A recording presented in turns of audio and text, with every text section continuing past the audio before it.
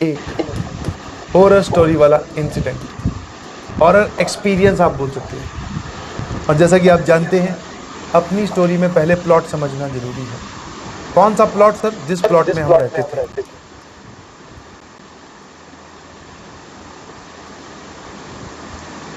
Yes. ये मकान मालिक का घर, थोड़ा छोटा बना दिया।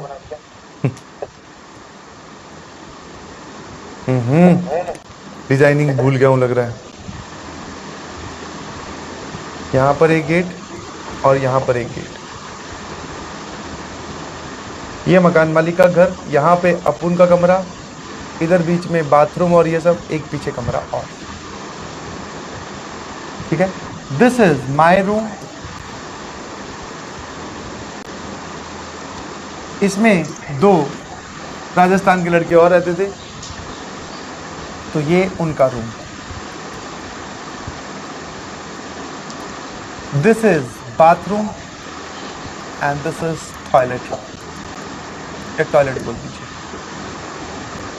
एक ही फ्लोर पे घर था, मतलब ground floor is the main floor और उसके ऊपर कुछ नहीं था, सीधा आसमान। यहां पे मकान मालिक खुद रहते थे। क्या मेरी बात समझ गई? है ना? ये एंट्रेंस है 2। यहाँ पे जाओ, अपनी साइकिल वाइकिल खड़ी करो, इस तरफ अपना कूलर लगा होता था। 2 एंट्री, इसमें भी 2 आप बोल सकते हैं। एक इधर से थी एंट्री और एक इधर। इधर एक छोटू कूलर लगा रखा था, बढ़िया ठंडी ठंडी हवा दे, क्योंकि गर्म तो फॉर्मूले और कॉन्सेप्ट की वजह से हो ही जाते हैं, और कोटा की गर्मी आप जानते ही हैं, थोड़ी झेली कम जाती है तो कूलर।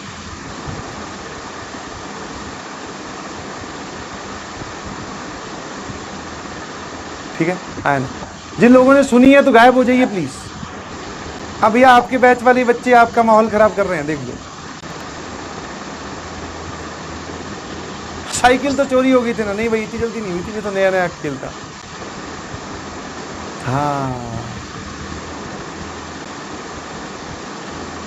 Very good. ठीक है,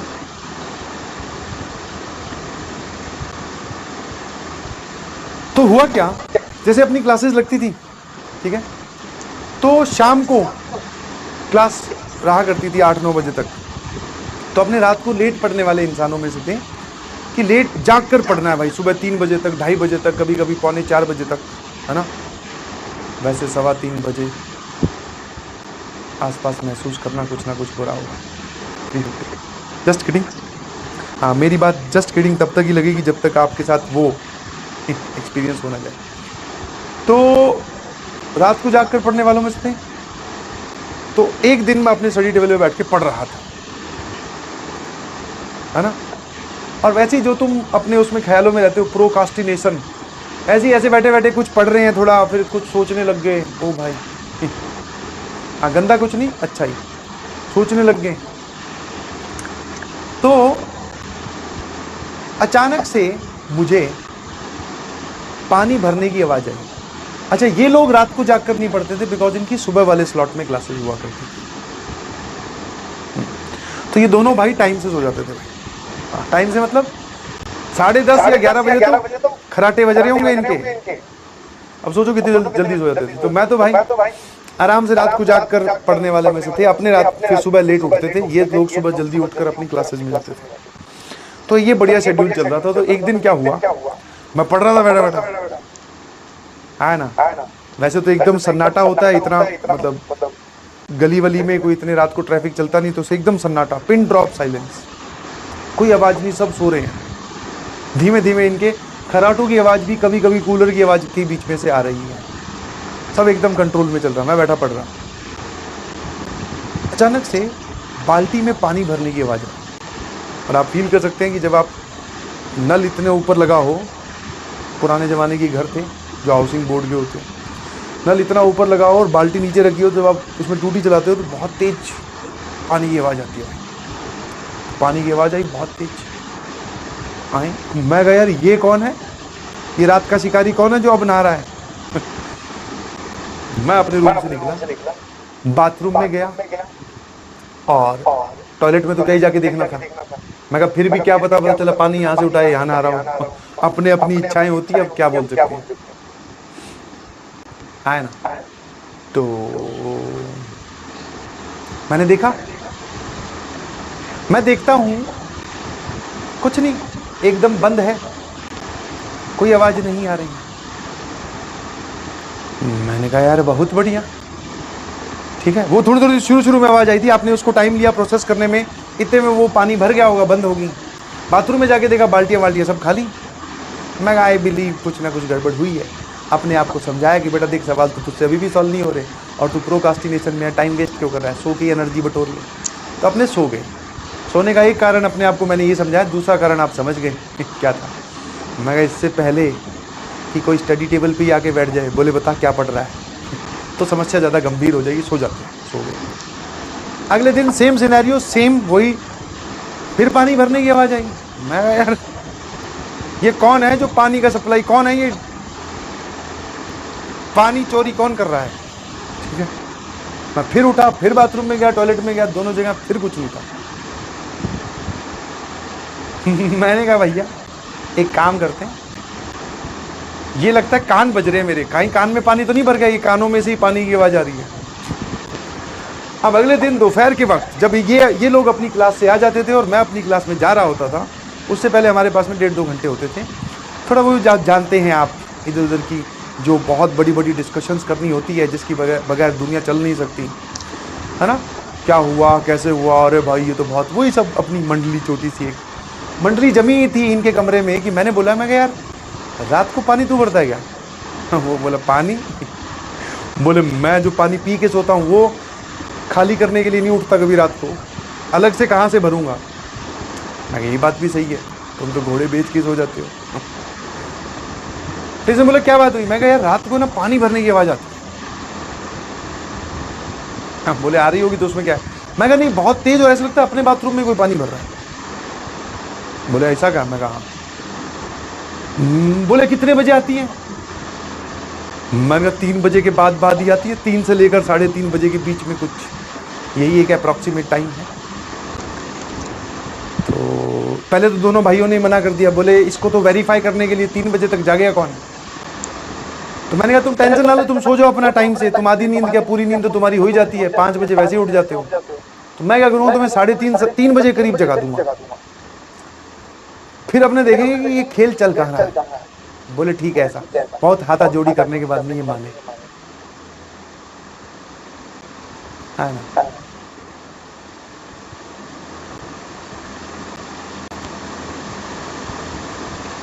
ठीक है, तो मैंने बोला ठीक है आज तुम्हें उठा लूंगा। जैसे ही पानी, मैं भूल गया वापस सवाल सॉल्व करने में, या पता नहीं प्रोकास्टिनेशन में बिजी होऊंगा कहीं पे, ठीक है। तो मैं भूल गया उनको उठाना, फिर मैं वापस से, मैं देख रहा हूँ अकेला, मैं गया तुरंत, जैसी पानी भरने की आवाज़ आई मैं गया सट से भागता हूँ। मैं भाई उठो, पानी भरने की आवाज़ आ रही है। वो तब तक मुंह धो के या फिर अपनी आंखों से बाहर उठे, तब तक तो पानी भरने की आवाज़ बंद। तो वो समझ गए कि मामला गंभीर है, इस बार हम भी जागेंगे। अगली बार भैया इनको 3 बजे तक जागता रखा मैंने, जाग जाओ पढ़ाई करो। हाँ, रात को जाग कर पढ़ाई करने का मज़ा ही अलग होता है, कुछ थ्रिलिंग एक्सपीरियंस होगा। एक बार मैंने इनको जाग के रखा, बोले इनको भी सुनी। मैं कहा कैसा लगा? बोले हाँ। ये भी चेक कर रहे भाई, बाथरूम टॉयलेट सब जगह देख रहे हैं। पानी भरने की आवाज़ एक बार आती है, उसके बाद में आती नहीं है, और रात को 3 और उसी टाइमिंग के बीच में आ रही है। भाई साहब ये खेल हमारा काफ़ी मतलब हफ्ते 1.5 हफ्ते चला, बात पकड़ ही नहीं पा रहे हैं कि खेल चल क्या रहा है। फिर वैसे ही अंकल आंटी, उनका बेटा, बेटे की पत्नी और एक छोटा बेटा, मतलब उनके एक नया बेबी हुआ था, है ना। तो हमें दीदी दिखाई दी, हम उनको दीदी बोलते थे, जो भैया की पत्नी थी। मैंने कहा दीदी, हम तीनों ही थे भाई, ऐसे मामले में अकेले में तो आपकी सुनवाई वैसे नहीं होगी। और आपने क्या किया, तीनों मिल के मंडली बना के गए। हाँ दीदी रात को पानी भरने की आवाज़ आती है। बोले कितने बजे? मैंने कहा 3 बजे के बाद। बोले अच्छा, वो पापा पानी भरते हैं। मैं कहा पापा तो मतलब अब वही हो गया ना, ससुर जी। पहले नहीं पता था कि ससुर जी कोई पापा कहते हैं, बट मैं समझ गया, और यहाँ पे पापा किसको कह सकते हैं। तो मैं कहा ठीक है भाई। मैं कहा ये चलो रिलैक्स हो। मैं कहा 3 बजे क्यों भरते हैं, 4 बजे भर लो या फिर सुबह भर लो। बोले नहीं, वो क्या वाटर वर्क्स की सप्लाई ही रात को आती है ना, तो वो सोचते हैं कि पानी मैक्सिमम इकट्ठा कर ले, इतने सारे लोग अपने रह रहे हैं तो पानी का प्रॉपर यूटिलाइजेशन हो। एक बढ़िया थॉट प्रोसेस है। मैंने कहा यार ये तो बहुत अच्छी बात है, हमारे लिए कितना सोच रहे हैं और पानी वानी भर के रख रहे हैं, and that is good thing है ना।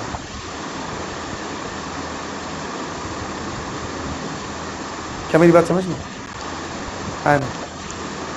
मैं कहा ये तो बढ़िया चीज़ है। अपने ऐसे ही परेशान हो रहे थे आपस में, मंडली भी एकदम भाई रिलैक्स्ड, फालतू सी चीज़ को लेकर सोची जा रहे हैं। देखना यार क्या दिमाग है। मैं कहा वही डाउट वाउट, ऐसे एक बार आपके दिमाग में कुछ बात डल जाए, फिर आपका दिमाग उसको एग्जरेट करके, क्या होता है, बड़ा चढ़ा के सोचता है।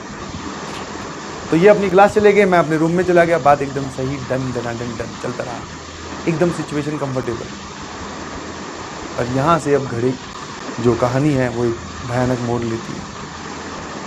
अब आया दिन किराया देने का।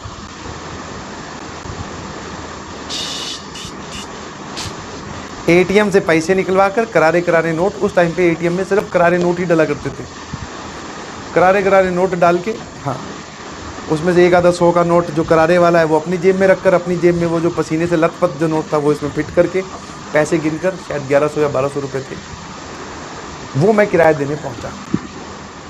तो दीदी मेन हमारे साथ डील करती थी। दीदी भैया अगर कभी होते तो दिन में भैया ऑफिस जाते थे तो भैया होते नहीं थे। तो दीदी को मैंने कहा ये लो दीदी इस महीने का किराया। बोले बहुत बढ़िया। वो एक डायरी में लिखती थी, हमारे साइन करवा लेती थी, और वो सब एक फॉर्मेलिटी टाइप का होता था। मैंने कहा ठीक है भाई, ठीक है। बिजली का बिल कितना है वो भी देख के अलग से मीटर लगा हुआ था।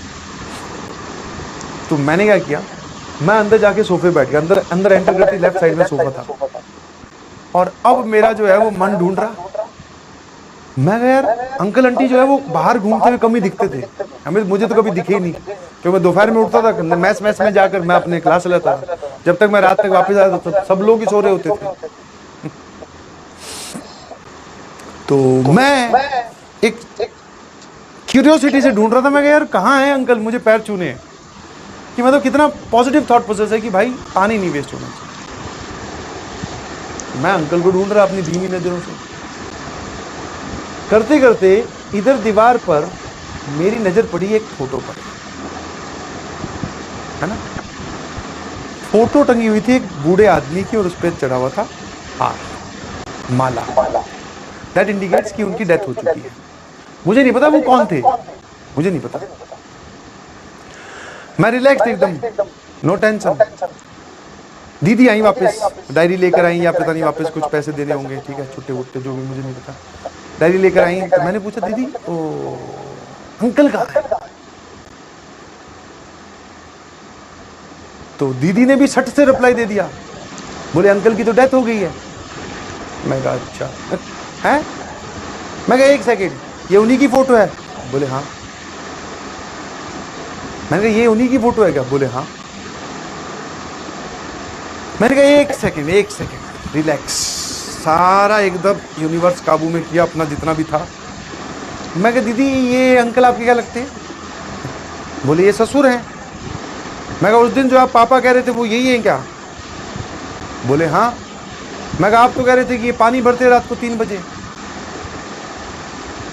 बोले हाँ। मैं कहा यार ये इतनी बड़ी सिचुएशन को इतनी इजीली कैसे बता दे रही है? क्या मेरे बात में मतलब मेरे को समझने में कुछ दिक्कत है? मैंने दोबारा रिकन्फर्म किया। मैं कहा आप दीदी अब डरा रहे हो, और जो मैं बात आपसे समझना चाह रहा हूँ, पूछना चाह रहा हूँ, वो बात आप ध्यान से सुन लो। पहले एक बार मैंने स्टेटमेंट एक बार फिर रिपीट की, सवाल समझ में नहीं आता ना बच्चों को कई बार। मैंने कहा अंकल जो आपके ससुर वो ये है, इनकी डेथ हुई है, इन पे माला चढ़ी हुई है। बोले हाँ। और यही वो इंसान है जो पानी भर रहे हैं। लॉजिक। बोले मैं ये कैसे? बोले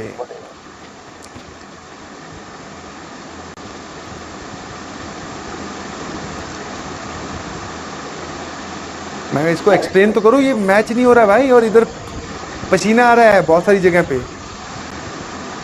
फिर दीदी बोली कि हाँ वो उनका जो भी है, अंश बोल दीजिए, आत्मा बोल दीजिए, वो इसी घर में अभी भी है, और वो हम सबका ध्यान रखती है, प्रोटेक्ट करती है, बहुत ही पॉजिटिव है। और वो जो ये घर के छोटे मोटे काम है, पानी भरना, जो उनकी पुरानी आदतें रही हैं, तो वो उसको करते रहते हैं, हम लोग नहीं छेड़ते हैं। मैं कहा ये बात आप हमें कब बताने वाले थे? और मैं कहा आप कह रहे हो इसी घर में है। मैं कहा अंकल अपने दोनों के बीच में तो नहीं बैठे कहीं पैसे गिन रहे हो? ये मैं मन ही मन में सोच रहा था। भाई साहब सिर्फ इतना ही दूर गया हूँगा, कमरे के अंदर भी नहीं गया, साइकिल की चाबी उठाई, लॉक उठाया, सट से ताला लगाया, साइकिल लेकर सट से बाहर। ये काम था सुबह का। बाहर वेट कर रहा हूँ, मैं कहा वो दोनों भाई आएंगे, उन्हीं के साथ अंदर वापस घर में जाएंगे, अपने नहीं जाएंगे भैया वापस। मैं अंकल कहीं मेरे से आ जाएं तो पूछ लें। बोले सुना क्या याद किया केमिस्ट्री में? सिचुएशन जीडी हो जाएगी। मैं कहा भैया ये दोनों आए, इनको सारा माजरा समझाया। मैं कहा ये है कहानी। बोले ऐसा हो ही नहीं सकता। मैं कहा एक तो तुम लोगों को भाई साहब प्रूफ बहुत चाहिए। मैं कहा जाके जब पूछ ले, जाके पहले फ़ोटो देख लेना। इन लोगों ने बात को कंफर्म करने की कोशिश की। इनको भी यही दोनों भाइयों में से एक भाई चला गया जिसको ज़्यादा खुजली थी पता करने की। वो भी ऐसे ही आया था लाल मुंह के साथ, और भी चीज़ें लाल हुई होंगी, मुझे नहीं दिख रही थी, बट मुंह दिख रहा था। बोला हाँ यार बोल तो सही रहा। मैं कहा मैं जा रहा हूँ क्लास यहीं से ही। हाँ, अपने कमरे में तो जाऊँगा भी नहीं, और जाऊँगा तो तुझे साथ लेके जाऊँगा। बैग उठाया, क्लास गया, शाम को वापस आया। मैं कहा भैया ताज़ा ताज़ा किराया दिया है, यहाँ पे तो रिफंड भी नहीं मांग सकते, कहीं अंकल बीच में आ गए तो। बोले काहे का रिफंड? मैं कहा अपने तो खाली कर रहे हैं, तुम लोग देख लो भाई।